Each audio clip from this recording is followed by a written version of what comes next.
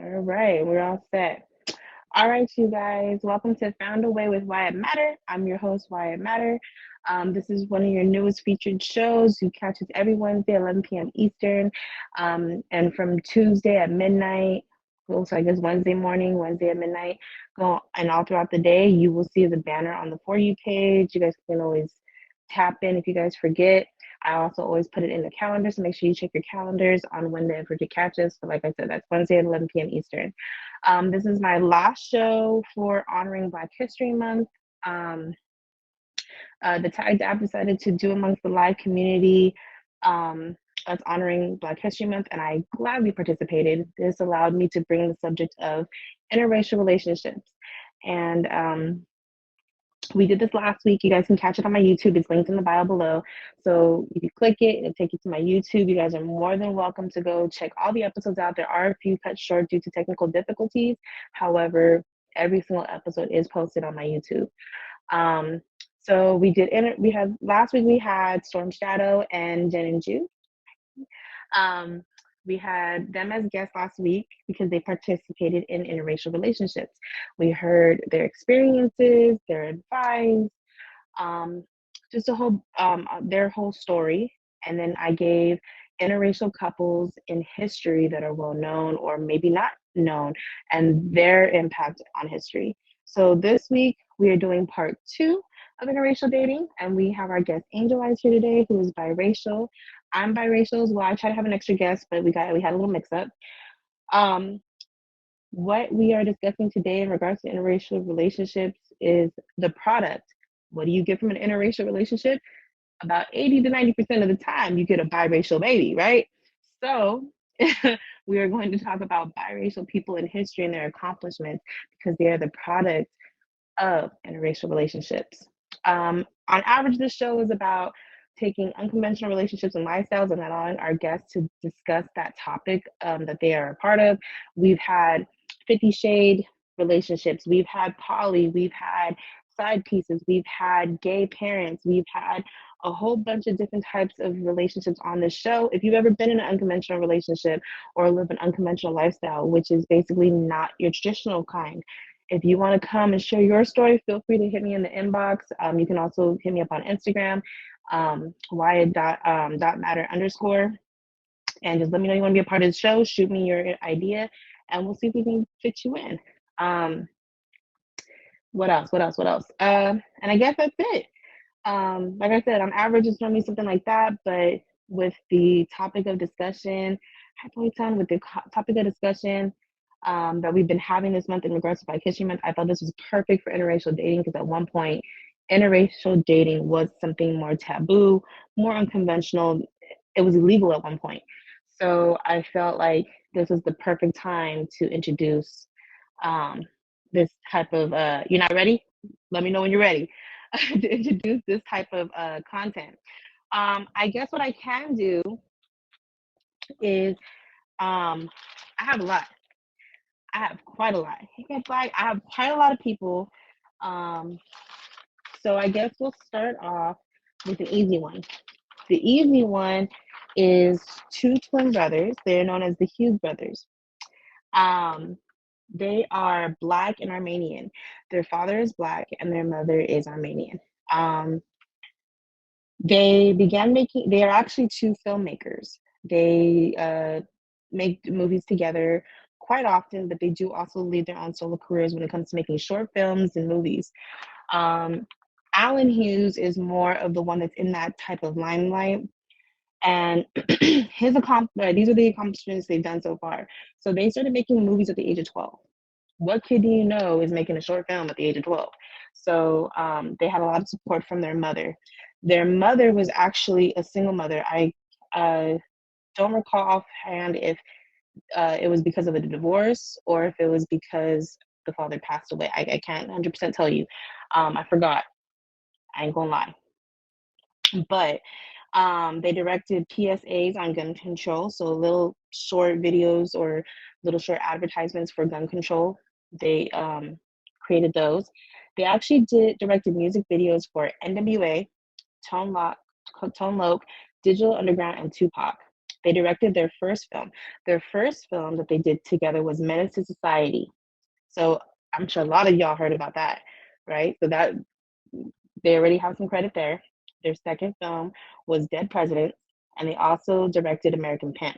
Now, even though their movies weren't as big as Menace to Society, thank you, Cookie. Um, Even though they weren't as famous as Menace to Society, of course they were still known films. They also co-directed the Book of Eli, which in my personal opinion is a really good movie. Um, and then Alan went solo and he did a four-part HBO documentary series, miniseries called The Defiant Ones, winning him Best Music Film at the Grammys. You ready? Okay. So before I let Angel Eyez up, for every individual, I include a quote for them in regards to being biracial. So Albert Hughes had said, "That's how we grew up, being rejected by both cultures, whites and blacks. We were always outsiders growing up, and I think that is why we do what we do." So they give us movies explaining the struggles in the black community, even though they're mixed and they didn't experience everything. And I remember reading in the article they said that their Armenian family was the one who was their upbringing, but they learned, like, their black side was learned in the streets. And then we have Alan Hughes, who said, "We were viewed as black men, so I had to be equipped as a black man. Now I find that it is necessary to be equipped as an Armenian man."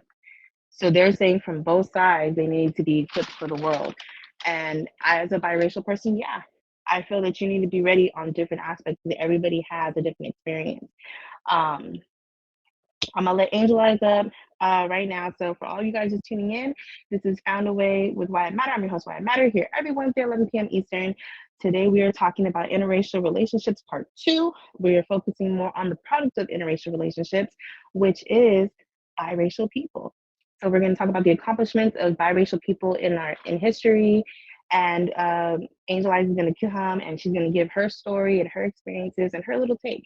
Um, it's a little bit of both. I'm giving you guys a little bit of both here. So, welcome, Angel Eyez. Go ahead and tell us when we can catch you on here, what you got going on, and and what are you mixed with? Let us know that too. Hey, Hello. everyone. I'm Angel Eyez with a Z, and I stream whenever I want to stream. I do have a show that I do every Saturday at 3 p.m. Eastern Standard Time. Um, I'm also going to be on Cupid with a Q show on Saturday. Okay, That's I plan about to be it. there. That's about it. No, and what are you mixed with? Say that one more time. Sorry. What are you mixed with? Black and white. We black and white. Black Okay. and white. Yeah, for those of you that don't know, I'm black and Japanese. So, give us a little taste. Give us a little taste on your experiences as being a biracial woman. So I was not raised with the black side. I was raised by my white mother, so I didn't really get the black culture, which um, being raised around all white people, it was kind of hard because you dealt with the racism, big time, big time. But at the same time, you also had my dad was not around, so it was hard accepting that side of me sometimes because my dad wasn't there. And then when you deal with the past from what white people did to black people, it's like, and this is just recent, like when all the protests and everything started, like I was like, I started to hate that side of me. Like I didn't, like it was hard to accept that I'm biracial. It was Hmm. hard to accept that I'm white, half white, because of what happened in the past. Sometimes it's still hard. Hmm. So it's just like, that's the main thing. How do you feel you've gotten past it at least a little bit? Like, I understand it's still you're still struggling with your identity. However, how do you get past it a little bit? I'm just me. I'm just me. I love it. I love it. So I guess I can tell you guys a story of another person.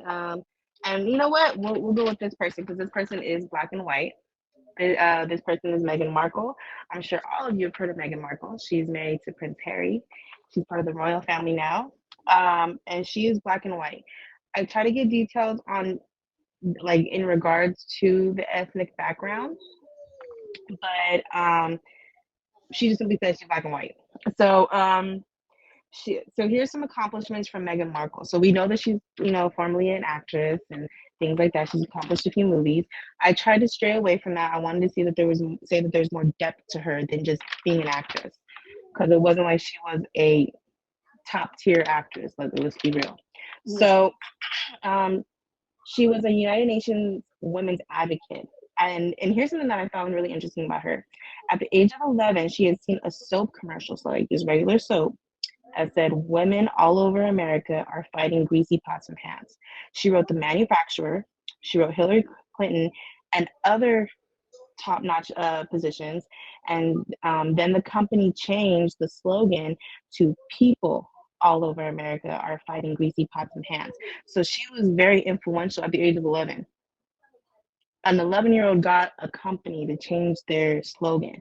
Like, that is crazy to me. While many of us try to do it with a group. She did it alone. She didn't ask somebody to help her. She said, I'm going to do this myself. She sat there and wrote a letter to multiple people and said that this needs to change. And then she is an ambassador for Canada's World Vision Clean Water campaign.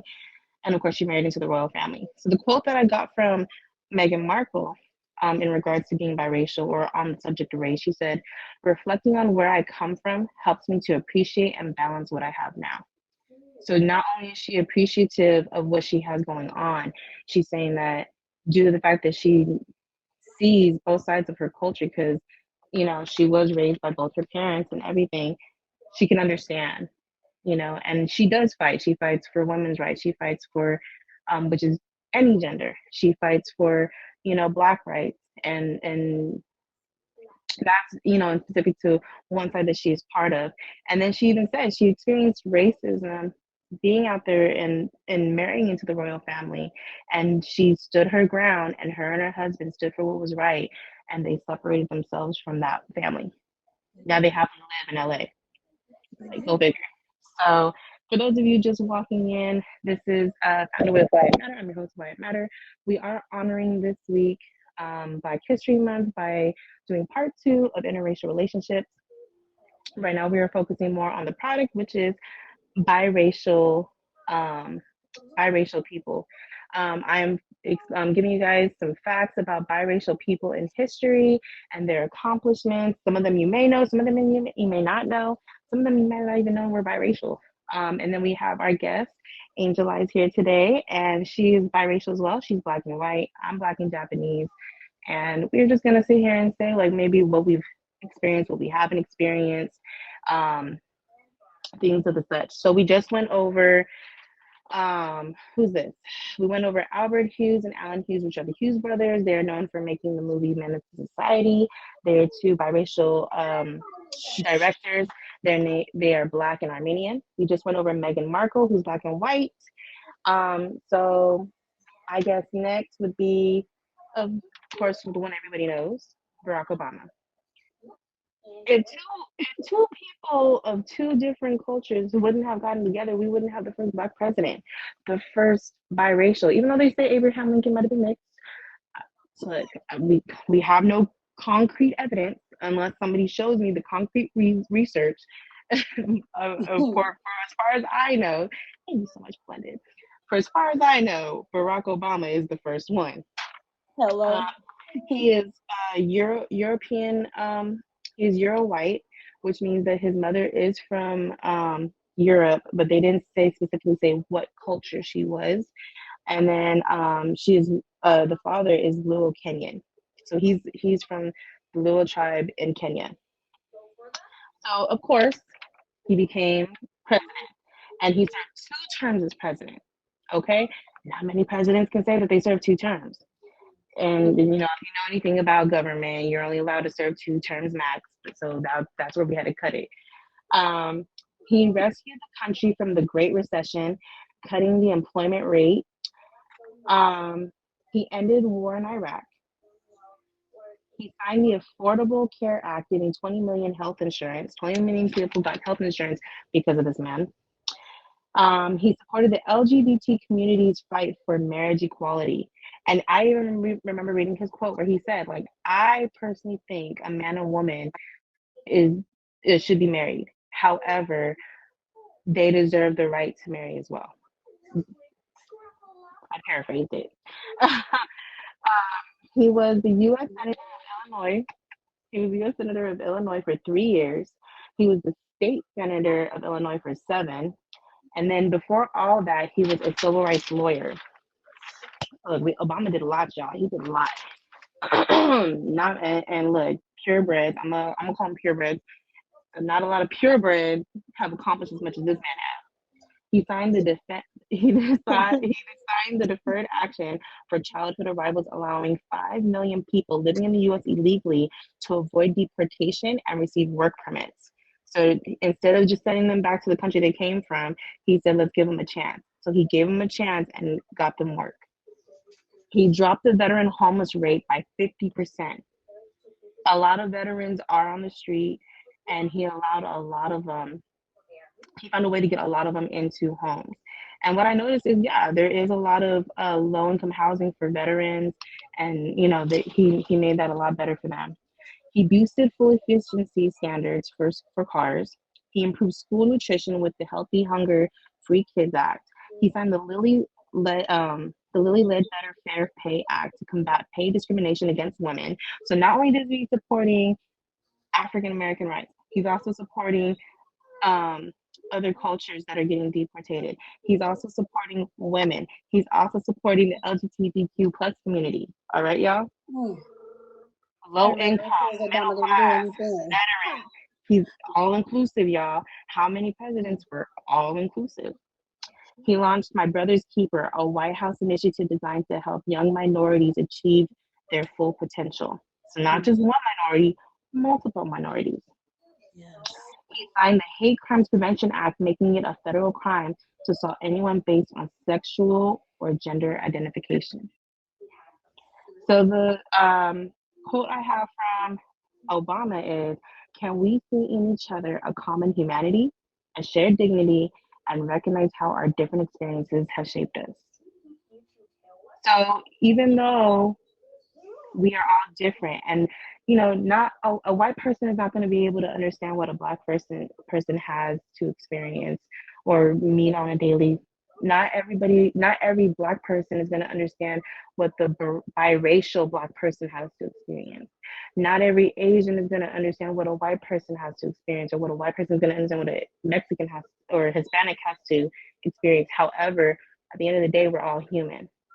So why not have the same morals and values and understandings, even, and then share our experiences so everybody can understand, which is part of why I made this show. It's something that not everybody understands. People have a fear of the unknown. So I bring that to you guys, and I give you guys a safe place to talk about it so that you guys can have a more understanding. We're not here to debate about anything. We're just here to hear the facts and to hear the experiences of the people that actually live these lifestyles, and all that stuff. All right, I'm talking a lot. For those of you just coming in, this is Found a Way with Why It Matter. I'm your host, Why It Matter, here every Wednesday at 11 p.m. Eastern. We are honoring Black History Month this week, one last time, as for part 2 of interracial dating with my guest, Angel Eyez. I made it easy for you guys. You guys don't have a lot to talk about. We made you just sit there and look pretty, y'all. So make sure you guys fave me. Make sure you guys fave the gifters and the Reggie in the chat, and make sure you fave my guest, Angel Eyez, okay?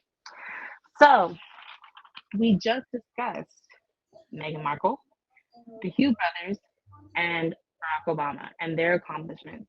The focus of the show tonight, yes, the focus of the show tonight is to talk about biracial people and their accomplishments in history. Like I said, if we didn't allow biracial, hey baby, if we didn't allow biracial, I mean, if we didn't allow interracial couples to happen, and we just kept it as an illegal thing, we wouldn't have the great people in history that we have now. Hell, there's a lot of y'all on here that are biracial and accomplishing great things. It might be minimal to some, but on here it's something great. So next in line we have Miss Kamala Harris. Do we know who Kamala Harris is? She is the current vice president. The current vice president. That is her first one of her accomplishments. A vice president. Now she is mixed with Jamaican and Indian. Her father is Jamaican. Her mother is Indian.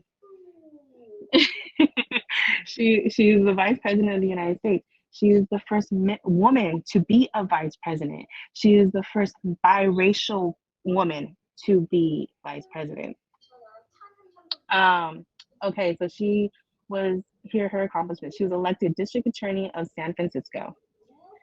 She was elected attorney general of California 2 times. She served as junior U.S. senator for California for 4 years. She's appointed vice president of the United States, and she addressed the southern border crisis, which is, and how she did this was she had the country invest 1 billion to Central American countries to create economic opportunities to minimize the unauthorized entry into the U.S. So basically, what the border crisis is we all the people coming into California through the southern border. I mean, into the U.S. through the southern border. So to avoid this to keep happening, she said, let's give these countries in Central America $1 billion, and they're going to create these opportunities, these financial opportunities for people out there, so they'll stop trying to sneak over here for a better life. It's an investment.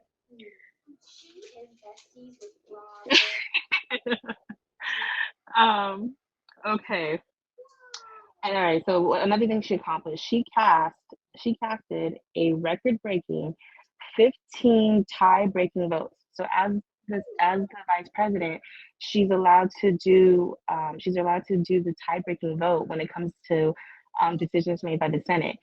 But the only part of the reason why she was able to do this was because the Senate was broken up equally, so equal amount of Republicans and equal amount of Democrats. So she did this 15 times, and here's what she's accomplished with her tie-breaking votes. But we're gonna focus on the positive. We're gonna focus on the positive. Um, Harris used her vote to make Rachel Rollins to serve.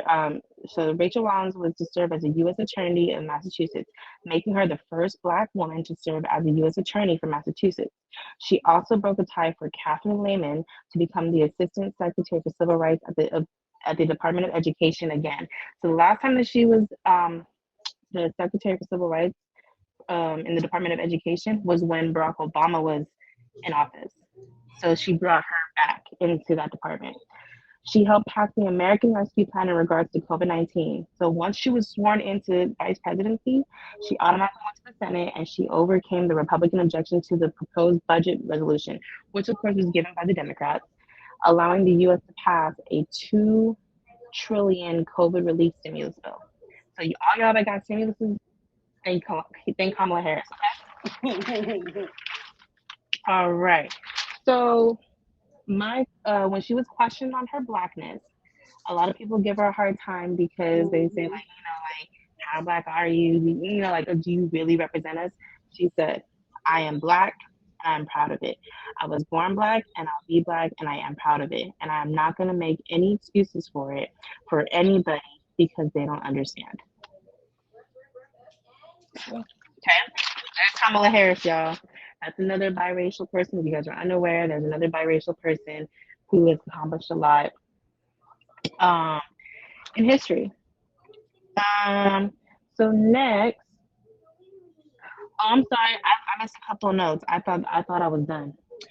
She also is the first one to be the acting president of the U.S.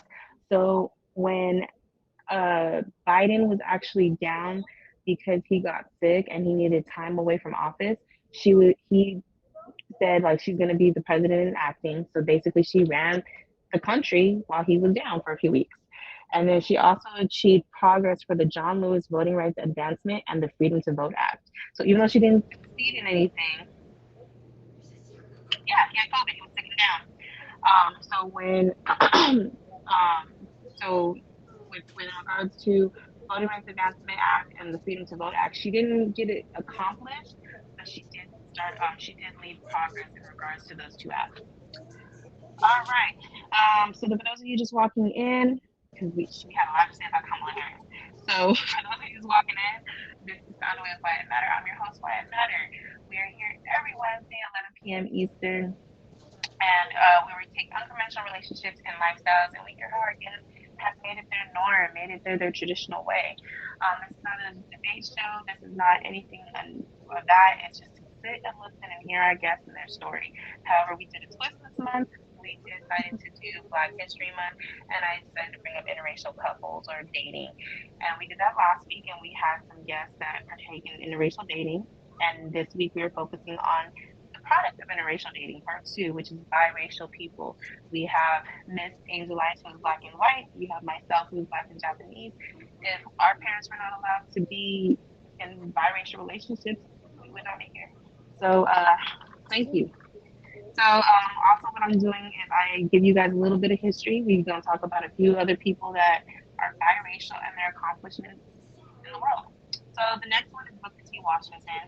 Of course, he's simple black and white as well. So he was a man who was born into slavery, and how did he come out of slavery was the Emancipation Proclamation. Him and his family were released when that was signed. He is responsible for the early development and success of the Tuskegee University. Um, so that the Tuskegee University, um, he implemented that. He started that. He was the foundation of that. It wasn't necessarily a university, but he helped it become a university. He was an influential orator. If you don't know what an orator is, it's a person who speaks and gives speeches, and an author that impacted the Black community. He was the first African American to be depicted on a U.S. postage stamp and coin. So the very first man to be on a U.S. stamp. So how we got almost everybody of every color on the stamp now, he was the first black man and on to be on the coin. He helped secure huge donations for the education of African Americans. So he actually rubbed shoulders with a lot of rich men. Rockefeller, I know for sure, was one of them. I forget the other men, but he got them to donate towards the education. Thank you, love. Towards the education of African Americans. Um, because let's remember, at the time, they didn't want them to be educated. So his powerful speech that he had, I forget the date, it was September of a certain year. I just remember September. I don't know why September sticks out to me, but it was September. He became, it was the basis for the Atlanta Compromise, securing basic education rights for African Americans. So basically, what it was that in the South, where they were struggling, thank you, love. Thank you for the favorite. Let's wrap. I'll be back. Okay, we'll talk later. We'll talk later. So basically, what the Atlanta Compromise was where in the South, because of course it was still a little rocky. They said that if they basically adhered to white rule, like they ran the show, that the whites were obligated to provide education to blacks.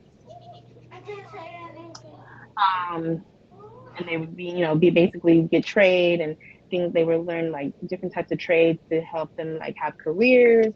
Like when you go to a trade tech, like you learn different careers and such. But while he was doing this, while he supported the Atlanta Compromise, because of course it doesn't sound like it's that great for the blacks. Like it's like you still run the community, you still run the world. So while he was at face value promoting the Atlanta Compromise, he secretly supported the elimination of segregation and voting restrictions for African Americans.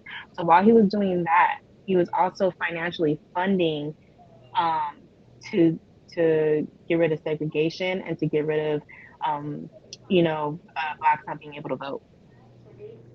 Um, he's also known for writing the best-selling autobiography of From Slavery. I'm actually going to read some of these books because he has a lot of autobiographies, and that one sounds like it was a really good one. So he also founded the National Negro Business League. The aim of this organization was to promote the commercial and financial development of the Negro, and it was composed of Negro men and women who have achieved success along business lines, resulting in 600 chapters in 34 states by the time he died in 1915. So it got expanded. I can't tell you what it expanded to. I'm sorry, I did my research, but I didn't dig that deep. We only got 1 hour.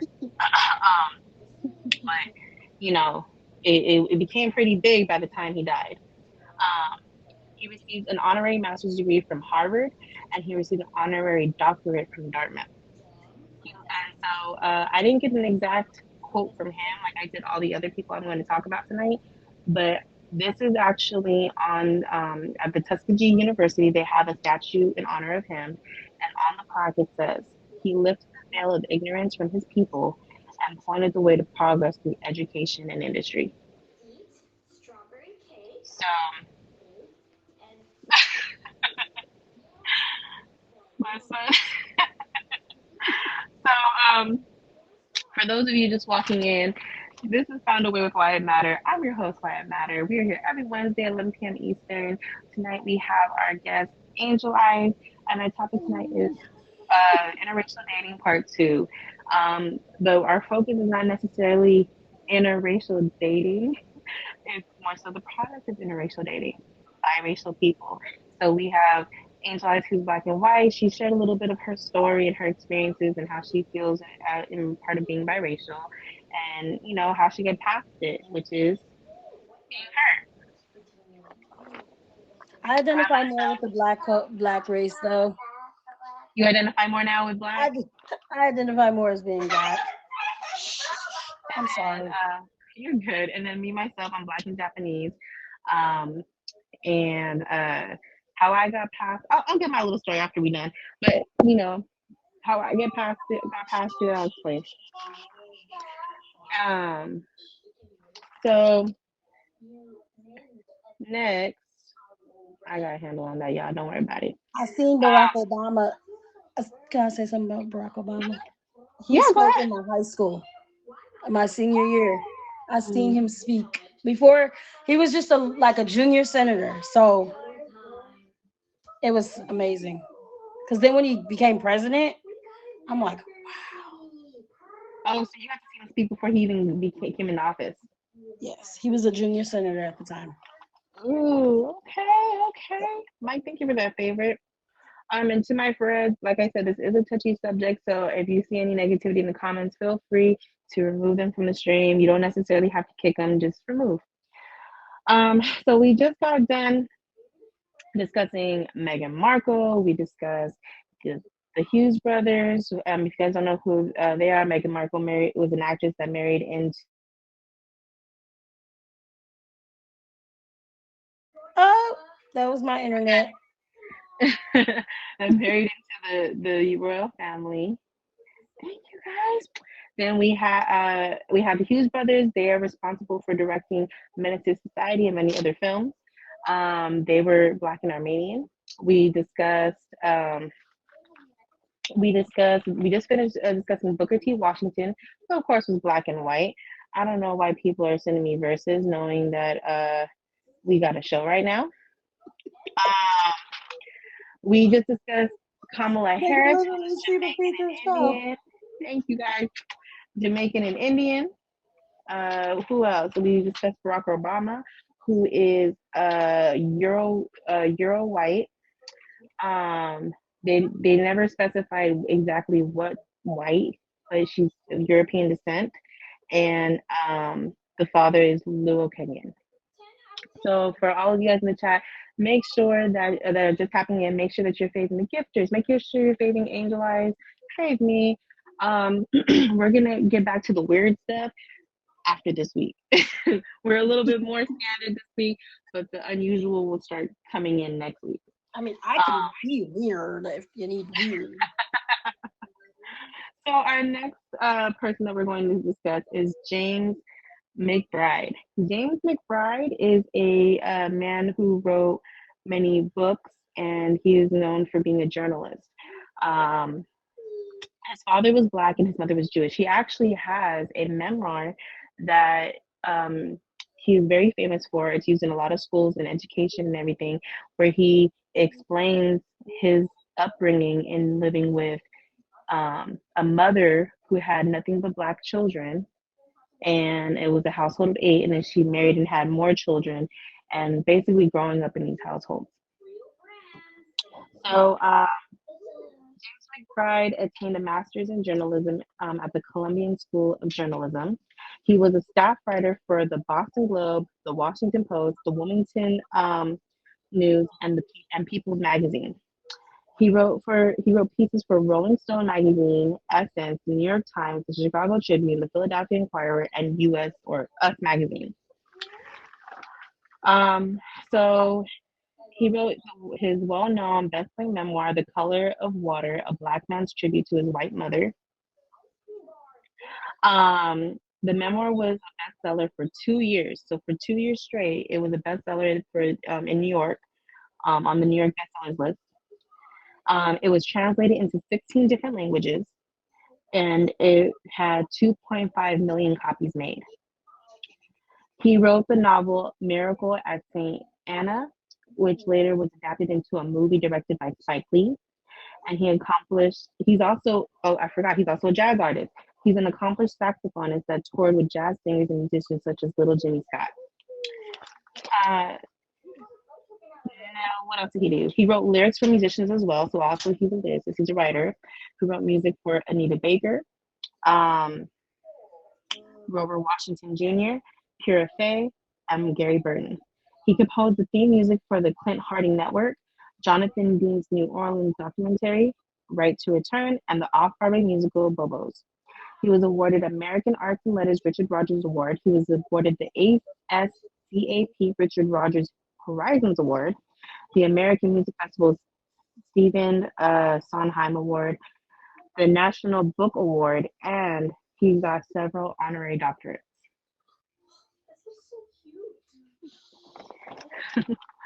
So that's a little bit of everything about um, James McBride. And the quote from James McBride that I had picked up for you guys was, "The man died," and this is from his book, you guys. This is from the memoir. "The man died without a penny, yet his children grew up to graduate from college, to become doctors, professors, teachers, and professionals." And this was him talking specifically in regards to his father. So his father and his mother were married, and then he passed away. I believe it was from cancer. So he's saying that my black father passed away without a penny in his pocket, no accomplishments, no nothing. But every one of his biracial children grew up to be something.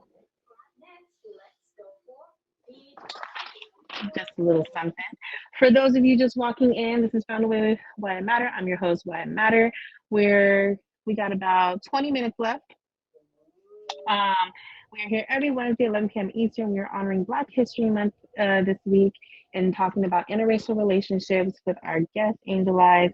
I know I'm not giving her much to talk about. This is just like a freebie. I was letting anybody who wanted to get in the box. And nobody really tapped in except for her. So she's my guest this week. um, so, um, we talked about her experience. Well, I can't just let anybody in the box now. My guest is my guest, but I might come back. We could do this tomorrow. We could do this tomorrow. Because I'm not coming back. I can only come back after the show. I'm not coming back after the show tonight. So yeah, so we talked about her experience as being biracial. I will give my experience as being biracial as well as soon as I'm done going over the last little bit of people we got that maybe you knew or didn't know was biracial. So we were talking about the people's accomplishments and, their products of interracial relationships. And if, like I said earlier in the show, if we would have never allowed people to interracially date, interracially marry, interracially reproduce, procreate, there we go, it came out, you wouldn't have the people that made all the accomplishments they made in history. So our next person, ooh, okay, all right, our biracial people in the chat, go ahead and let us know what you mix with if you mix in the chat.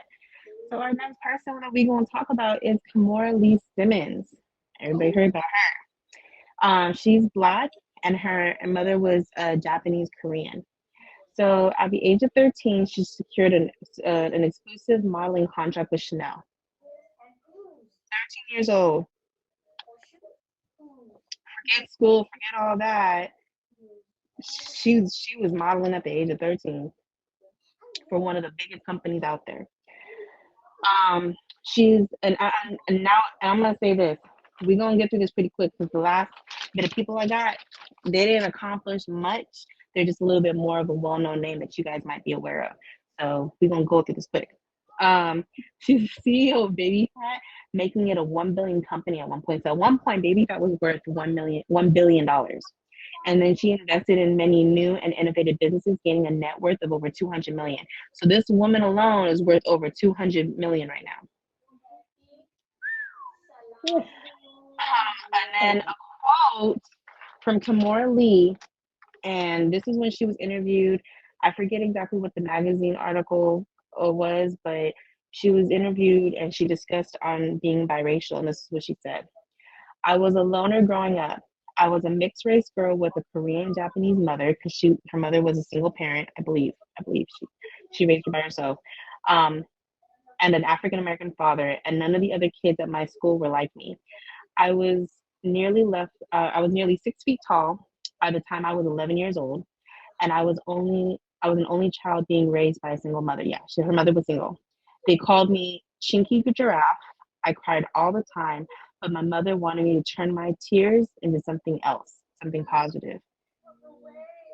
So she had this negative experience, and her mother said, you know, you got to be stronger. I read the rest of it and what her mother had said. Um, and basically she said like, don't cry, don't feel sorry for yourself, turn it into something better. That part. And what did she turn around and do? A person, I forget who this important person in modeling's name was. It's a big name, but I forgot who it was specifically. He said that she had like the new fresh face of the century. So her look was going to be the new look that was praised.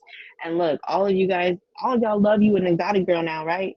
Y'all love looking at them exotic women, right? Something that you ain't never had. I can't tell you how many people come and say, I never had no Blasian before. They ain't like that. Ain't none of you over here. I get that all the time. So, now people have learned to appreciate the biracial people. That's right, King. You stay strong. So our next little quick one. This one I felt a little bit more towards, and even though it's not American history per se, it's more towards the Japanese culture. I did feel for her because she is black and Japanese. Her mother's Japanese, her father's black. She stayed in Japan and grew up with her mother out in Japan. And her name is Ariana Miyamoto.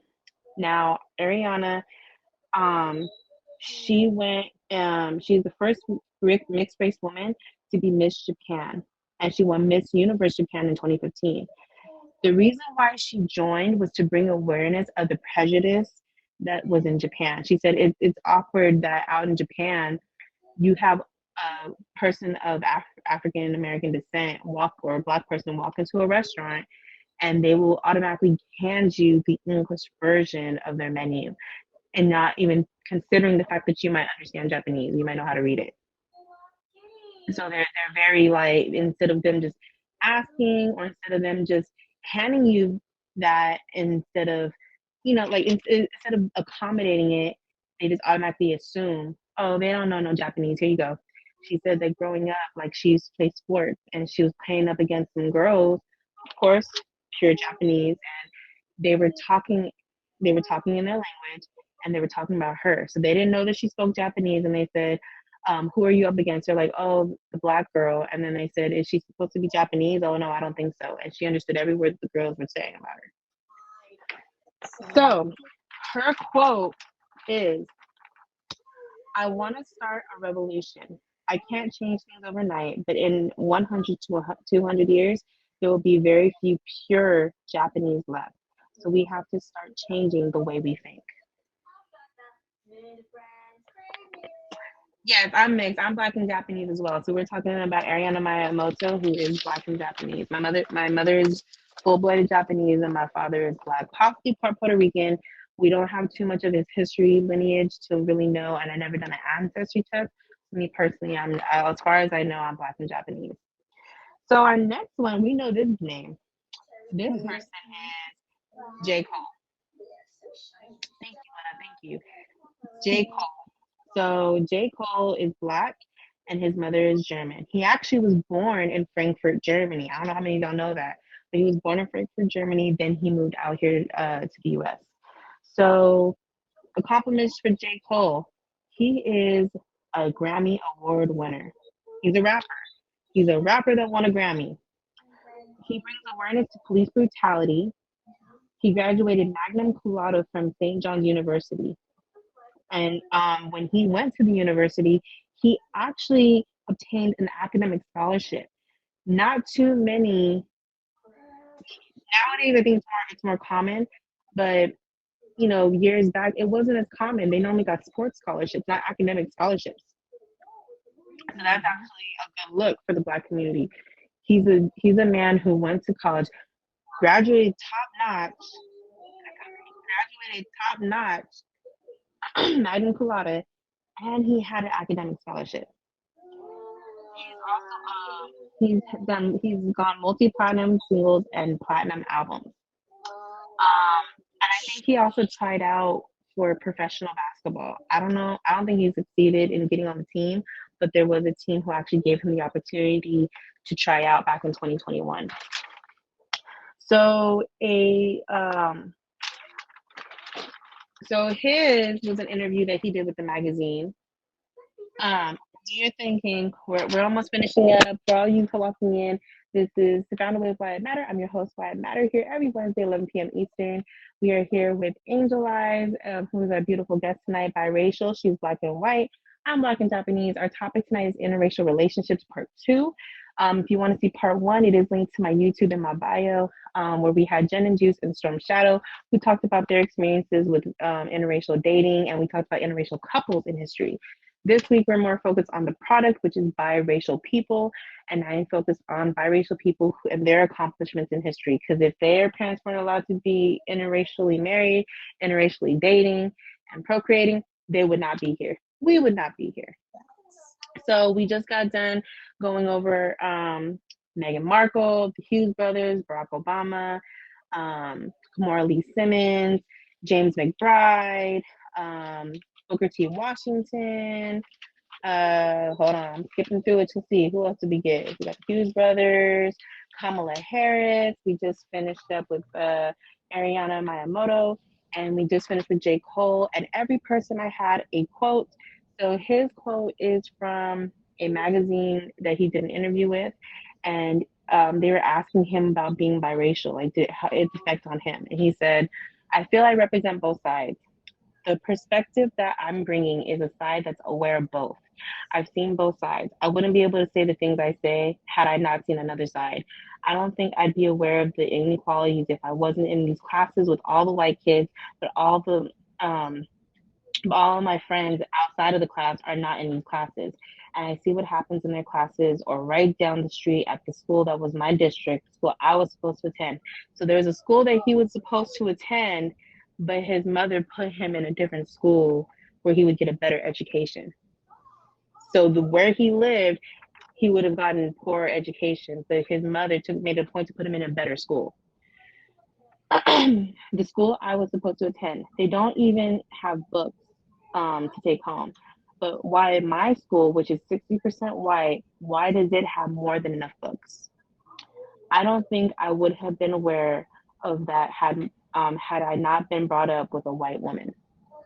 So he's saying like if it wasn't for his white mother, he wouldn't have had the experiences that he had to see the difference and the inequality. And so that's why he says, he talks about the Black community and the inequality that they experience. He talks about police brutality, and he sees it from both sides. He sees the white privilege, and he sees, how the Black community is treated. So props to J. Cole for that. So my last and final person. Look, I almost thought that this person just accomplished music and that's it, and she's just a diva. But I actually realized today, when I finally took the time to dig a little deeper, that she's accomplished a lot. And this is Mariah Carey. I like her. She's Black and Irish. And black and Afro Venezuelan. So her father was black and Afro Venezuelan, and her mother was Irish. So the accomplishments of Miss Mariah Carey: she's had 5 Grammys, she's had 15 Billboard Music Awards, she's an inductee of the Songwriters Hall of Fame. She's the first artist in history to have a #1 single across 4 different decades. A decade is 10 years, y'all. So across 40 years, she's had a #1. The same #1 was #1 across 4 different decades. 19 World Music Awards. So not only is she just powerful here, she's powerful across the world. So here's some things that she's done outside of music. She runs a camp for I'm sorry, underserved youth, and it's called Camp Mariah. This camp is actually linked to higher college and high school graduation rates. So the kids that attended this camp, their graduation from college and high school actually rose. She wrote that this camp helped those kids accomplish more. When a congressional she won a congressional award for her efforts to support youth, and she also received a Power of Women award because of her effort, the way what she did for the youth community, for the youth. She supports the Make a Wish Foundation, and she received the Wish Idol Award for her contributions to the organization. So not only was she donating to them, she's actually accomplished a lot of wishes. She said I actually read specifically a lot of kids from the Make a Wish Foundation sat in her place at a lot of the award shows where she was receiving awards. They were the person that took her seat. Aw. Um, She campaigned to end world hunger with the World Hunger Relief Movement. She's an advocate for the LGBTQ plus community and received the Ally Award at the GLAAD Media Awards. She helped raise over $8 million for COVID-19 relief and over $115 million for the COVID crisis, just awareness of the COVID crisis. She supported the Save the Music Foundation. She supported Hurricane Katrina relief, which with the program that she helped, they actually earned over $30 million for Hurricane Katrina relief. She supported Stand Up to Cancer, and Stand Up to Cancer basically was a little concert that she did with other women. I think it was Beyonce, Miley Cyrus, and a couple, and I think one more. And they actually sang a song that was written by Babyface and L.A. Reid, and it became like #11 on the charts and things like that. And all the proceeds from that concert and the plays of the song went to cancer research. So my quote from Mariah Carey on biracial, being biracial is, if we were together, and she this is a comment about her black father. She said, if we were together, people would look at us in a really strange way. As a little girl, I had blonde hair, and they would look at me, and they would look at him and be disgusted.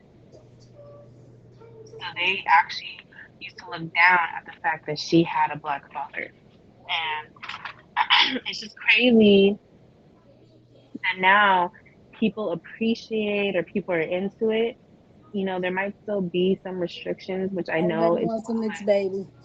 yeah, like Everybody wants a mixed it's baby. aware, like people are aware of it, like like and it's not fully there, but it's kind of there. Because I actually, like I said, with my last show, I did a research where I said um, interracially dating is becoming a thing, but interracial marriage is still not a thing. You don't see too many of them getting married. You see them making kids, you see them in relationships, but you don't see a lot of them getting married. And it's just crazy how much it's changed over time and what it's become. But like I said, uh, look at everything that they've accomplished, and then think of all the hardships they went through just because they were biracial. And she said that, and I remember also reading that she got questioned a lot on her being black. She said, you go and you walk up to her dad, you see the color of his skin. Clearly, he's black. They're not going to question it if he says, oh, I'm black. But as soon as she says she's black, she's getting questioned. So that's it for the show, you guys, in regards to the people that we've had. For those of you just tapping in, this is Found a Way with Wyatt Matter. I'm your host, Wyatt Matter, here every Wednesday, 11 p.m. Eastern, where we take unconventional relationships and unconventional lifestyles, and we have our guests have a platform where they tell us their experiences, the perks, the benefits, their advice, any answer any questions that we have. It's not a show for debate. It's a show just to hear their side and give them that open space to give us an understanding and us a point of view of why they chose these lifestyles or why they do what they do. I did a twist for the last 2 weeks in honor of Black History Month, and we discussed interracial dating. Interracial dating was discussed last week. We had Jen and Juice's from Shadow. You guys can catch it on my YouTube if you guys want to watch it and you missed it. And we talked about interracial couples in history and the accomplishments that they had. Now we're talking about the product, which is biracial. You get biracial babies from interracial couples. So we have biracial people in history and the things that they have accomplished. We heard Miss Angel Eyez's story and her feelings about being biracial and how she overcomes it. And I said I would end it off with my experience. Me personally, my father is Black, my mother is Japanese. Um, I felt like I've had some hardships, but not really.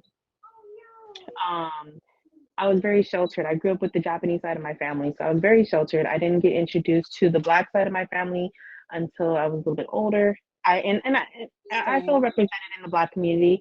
I didn't have a lot of Japanese friends. I didn't have a lot of Asian friends. I mean, I was cool with the Asian people, but I didn't kick it with them like that. So, um, I grew up in an area where it was more populated by Hispanic people. So I hung out with them. It was white, Hispanic. There was hardly any Black people in my community when I was growing up until I moved my senior year. And that's when I was exposed more to the culture of the Black community. Same. I've grown, I've learned, I've adapted, and I raised Black kings. My both of my kids, all my kids, yeah, they're part Japanese. Yeah, they have my skin color, but they're also Black kings and a Black queen. So I raised them to have an understanding. My kids were around during the riots, and unaware of what they were seeing on TV. So I had to explain these things to them. And, you know, I want them to understand both cultures as well. We are around the Japanese side of my family as of late. We're not around the Black side as often. My father did pass away, so I don't go over there too often. But I do make sure I instill things that they need to know with being a part of this community, as well as being around, the Japanese side. Um, oh, thank you. Um, so growing up Blasian, I was too, I was not Black enough for my Black side.